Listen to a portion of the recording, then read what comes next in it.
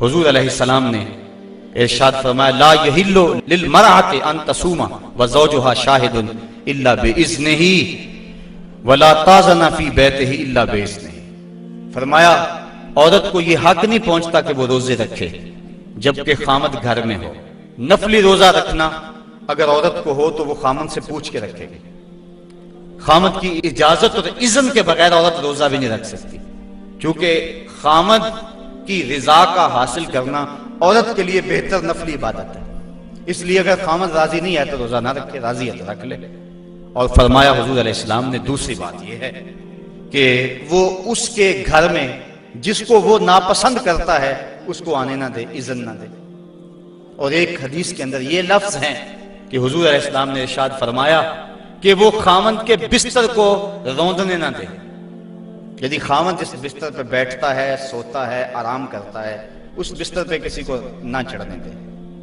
اور اس پر حضرت ام حبیبہ رضی اللہ تعالی عنہ کا عمل ہمارے سامنے ہے۔ یہ ابو سفیان کی بیٹی ہیں اور حضور پر حضرت ام حبیبہ ایمان لے آتی ہیں، ان کا شوہر بھی ایمان لے آتا ہے۔ جب ہجرت حبشہ ہوئی تو یہ دونوں میاں بیوی حبشہ کی طرف ہجرت کر گئے۔ کچھ عرصہ وہاں گزرا۔ ایک دن حضرت ام حبیبہ سوئی تو خواب دیکھا ہے کہ میرے خامد کا چہرہ بدل گیا ہے، تو سخت پریشان ہوئی۔ صبح اٹھی تو پتہ چلا کہ خامد عیسائی ہو گیا، کسی عیسائی کے پاس بیٹھنا اٹھنا تھا تو اس نے اپنا دین بدل لیا۔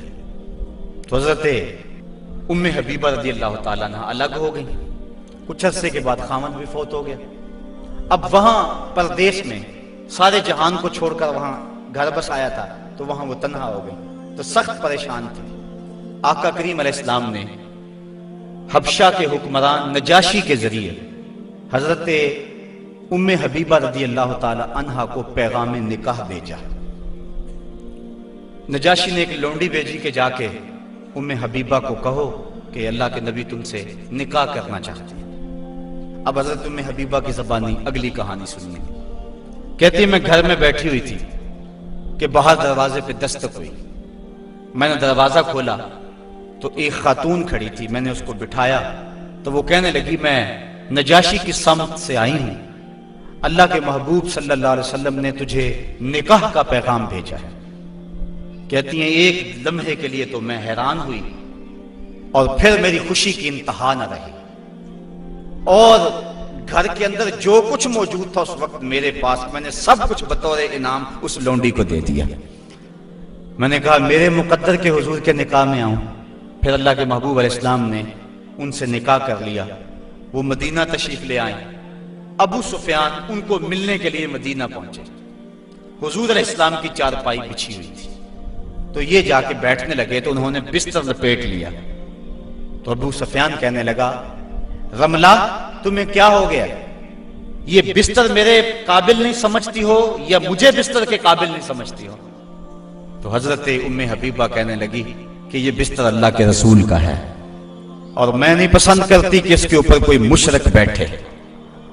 تو کہنے لگا ابو سفیان کہ تم بڑا بدل گئی ہو۔ پھر اللہ تعالیٰ نے ان کو بھی اسلام کی بہاریں عطا فرما دی۔ تو یہ حق ہے خامند کا بیوی کے اوپر کہ خامند کے بستر کے اوپر کسی کو نہ بیٹھنے دے۔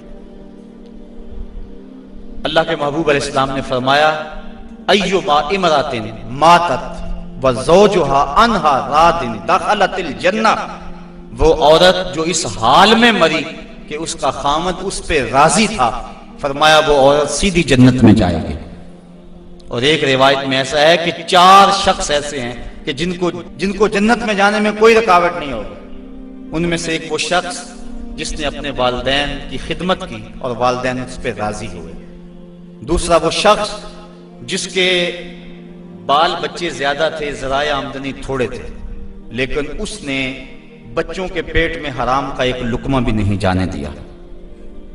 تیسرا وہ شخص جس نے ایسی پکی توبہ کی، گناہوں کی طرف دوبارہ پلٹنا اس کے لیے اتنا ہی مشکل ہے جس طرح تھنوں سے نکلے ہوئے دودھ کو واپس کیا جائے۔ اور چوتھی وہ خاتون کہ جس نے اپنی ساری محبتیں اپنے خامد پہ نچھاور کر دی اور اس حال میں فوت ہوئی کہ اس کا خامد اس پہ راضی تھا۔ فرمایا ان 4 کو جنت میں جانے سے کوئی بھی نہیں روک سکتا۔ تو عورت کی جنت مرد ہے، اگر وہ مرد کو راضی کر دے گی تو جنت کی راہوں کی مسافر ہے، اور اگر وہ اپنے شوہر کو راضی نہیں کر پاتی تو اللہ کے محبوب علیہ السلام نے فرمایا میں نے کثرت کے ساتھ عورتوں کو دوزخ میں دیکھا ہے۔ عرض کی حضور کس وجہ سے؟ فرمایا ایک تو کثرت سے لعنت کرنے والی ہوتی اور دوسرا خامند کی ناشکری کرنے والی ہوتی۔ یہ دو بد خصلتیں عورت میں ایسی ہیں جو عورت کو جہنم کا ایندھن بنا دیتی ہیں، ورنہ عورت جو اپنے خامند اور شوہر کے ساتھ وفا کرتی ہے۔ کسی بزرگ نے کہا کہ عورت نے دو بول بولے کہ میں تیری ہوں، پھر زمانہ بدل گیا وہ نہ بدلی، اس نے وفا کی حد کر دی۔ تو وہ بزرگ کہتے جس طرح عورت نے وفا کی حد کر دی، اگر بندہ اپنے رب سے حد کر دے یوں وفا کی تو اللہ کتنا کرم اس کے اوپر فرمائے۔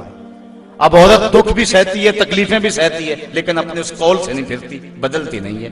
اس کی آرزو یہ ہوتی ہے اس گھر میں سرخ جوڑا پہن کے آئی تھی، سفید لباس لے کر نکلوں اس گھر سے، یہ اس کی آرزو ہوتی ہے۔ اور کسی عورت کی یہ خوش قسمتی ہے۔